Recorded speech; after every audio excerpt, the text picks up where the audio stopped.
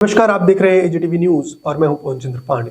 एजीटीवी news के special show Delhi की आवाज में आज का विषय है कौन सी सरकार होगी हमारे लिए बेहतर। यही है आज का विषय कि कौन सी सरकार होगी हमारे लिए बेहतर, क्योंकि भारत में तीन बड़ी सरकारें देखने को मिलती हैं, तीन बड़ी राजनीतिक पार्टी देखने को मिलती हैं, जिनका नाम है आम आदमी पार्टी, बीजेपी और कांग्रेस, जिनको हम बखूबी जानते हैं, जिनके नेताओं को भी हम बखूबी जानते हैं। पर आज हम जानने वाले हैं पिछले 10 सालों में उन सरकारों ने हमें क्या दिया।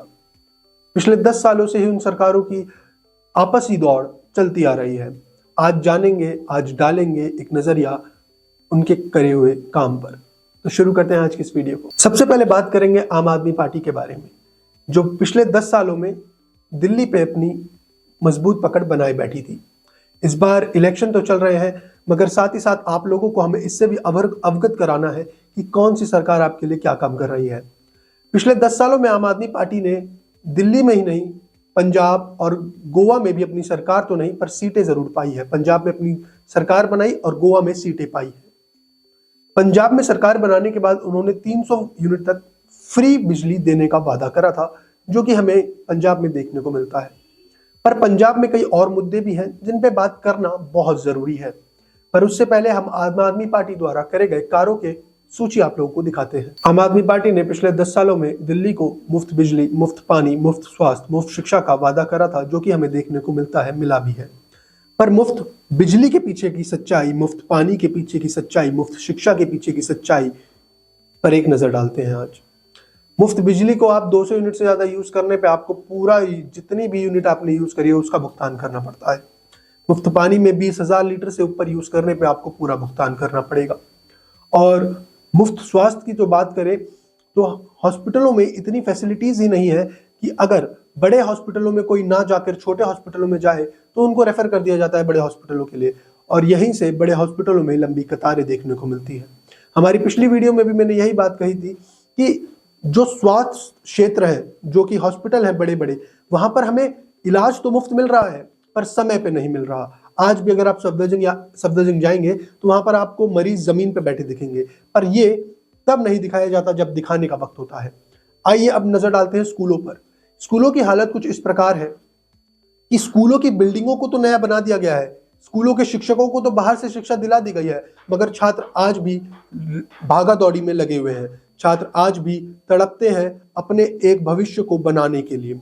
छात्रों को दर दर की ठोकरें खानी पड़ती है अपने भविष्य के लिए। सरकारी स्कूल से पढ़ा हुआ छात्र अगर सरकारी नौकरी के लिए तैयारी ना करे तो उसका कोई भविष्य नहीं है, क्योंकि सरकारी स्कूलों में लैंग्वेजेस के नाम पर सिर्फ हिंदी, इंग्लिश, उर्दू, पंजाबी जैसी लैंग्वेजेस सिखाई जाती हैं, जबकि रिक्वायरमेंट होती है फ्रेंच, जर्मनी और अन्य भाषाओं की।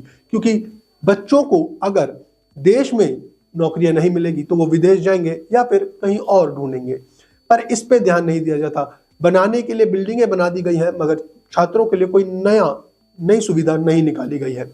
आइए अब नजर डालते हैं भाजपा पर। आइए बात करते हैं भाजपा की, केंद्र सरकार की, बीजेपी की।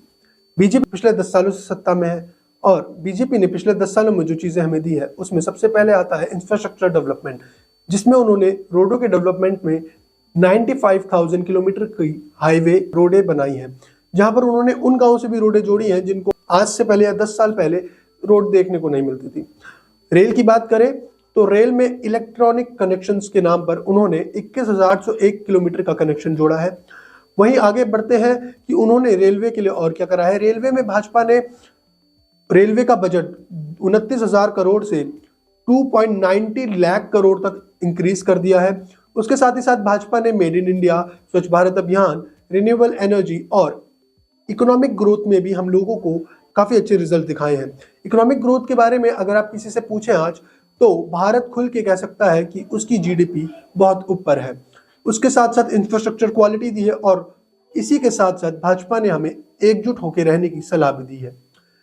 भाजपा ने ये सब तो दिया है, साथ ही साथ भाजपा ने मणिपुर जैसे केसेस पे अपनी चुप्पी और रेप केसेस के नाम पर जो आवाजें उठानी चाहिए थी वहां पर अपनी चुप्पी दिखाई है।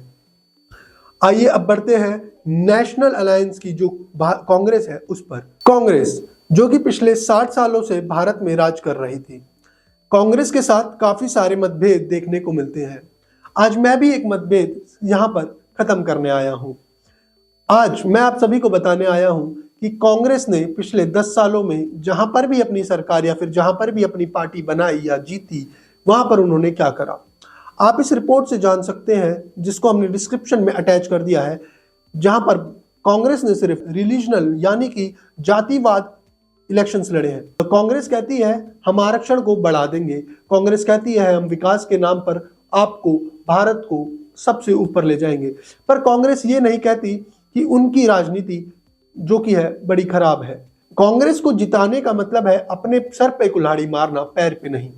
कांग्रेस ने जिस प्रकार से हिंदू, मुस्लिम, सिख, ईसाई सभी धर्मों को दबा के रखा, उसके बारे में भी हम बात करते, परंतु आज का विषय यहीं पर खत्म करना पड़ेगा। धन्यवाद आप सभी का हमें इस वीडियो को देखने के लिए, और ऐसे ही नए नए अपडेट्स और नॉलेजेबल वीडियोस के लिए देखते रहिए एजेटीवी न्यूज। पवन चंद्र पांडे।